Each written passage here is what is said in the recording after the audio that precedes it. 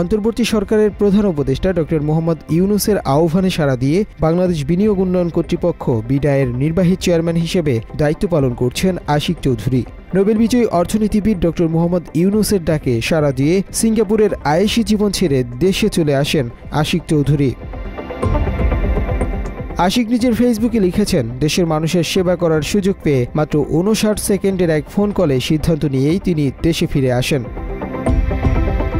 সম্প্রতি রাজধানীতে অনুষ্ঠিত বিনিয়োগ সম্মেলনের উদ্বোধনী অনুষ্ঠানে তার উপস্থাপিত প্রেজেন্টেশন সামাজিক যোগাযোগ মাধ্যমে ব্যাপক ভাইরাল হয়েছে।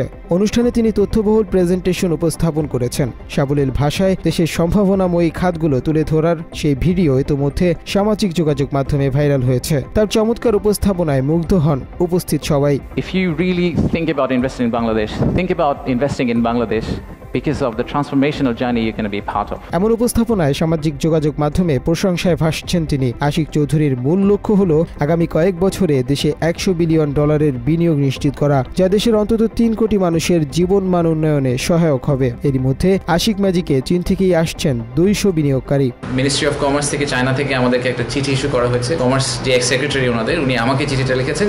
উনি আগামী মাসে কমার্স মিনিস্টারকে সহ এবং প্রায় 200 চাইনিজ ইনভেস্টরকে নিয়ে বাংলাদেশে আসবেন। এরা সবাই ইন্টারেস্টেড ইনভেস্টর, ওনারা বাংলাদেশে ইনভেস্ট করতে চান, তো ওনাদের জন্য আমরা যাতে একটা প্রোগ্রাম রেডি করি। মাত্র 30% টাকায় জমির মালিক হয়ে নতুন বাংলাদেশের গড়ে তোলার স্বপ্ন দেখা বাংলা বসতি।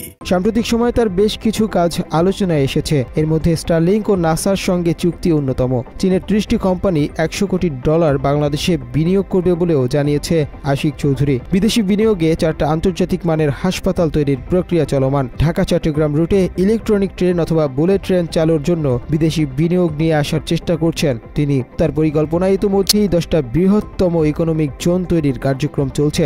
আশিক জানিয়েছেন, বিগত সময়ে ভুল সিদ্ধান্তের ফলে স্যামসাং এর $22 বিলিয়ন বিনিয়োগ বাংলাদেশ থেকে ভিয়েতনাম চলে গিয়েছিল। এই স্যামসাং এর $22 বিলিয়ন একটা ইনভেস্টমেন্ট যেটা ভিয়েতনামে গিয়েছে 2012-13 সালের দিকে, ওই ইনভেস্টমেন্টটা বাংলাদেশে হওয়ার কথা ছিল। আশিক ম্যাজিকের প্রশংসা সবাই করলেও এর সমালোচনা করেছেন বিএনপির সহ আন্তর্জাতিক বিষয়ক সম্পাদক ব্যারিস্টার রুমিন ফারহানা। এক টিভি টক শোতে রুমিন ফারহানা বলেন, এই সরকারের পিআর অসাধারণ। ডক্টর মোহাম্মদ ইউনূস, তিনি পিআরের ব্যাপারে একজন অতি দক্ষ মানুষ এবং তিনি তার দক্ষতাকে সর্বোচ্চ পর্যায়ে কাজে লাগাচ্ছেন। যারা চমৎকার কথা বলছেন, যারা চমৎকার বক্তৃতা করছেন, তারা যদি মনে করে যে তাদের দক্ষতা, যোগ্যতা, জনপ্রিয়তা অনেক বেশি, তাহলে কেন তারা নির্বাচনে আসছেন না? যেই গদিটিতে আপনি বসে আছেন, মানুষ যদি আপনাকে ভোট দেয়, আপনি ঠিক সেই গদিটিতেই বসবেন। ওই টক শোতে এক সাংবাদিক আশিক চৌধুরীর সমালোচনা করে বলেন, দেশের জনগণ মনে হয় আর কোনোদিন প্রেজেন্টেশন দেখেনি। আশিক চৌধুরীকে মানুষ ডিজিটাল পূজা করছেন বলেও মন্তব্য করেন এই সাংবাদিক।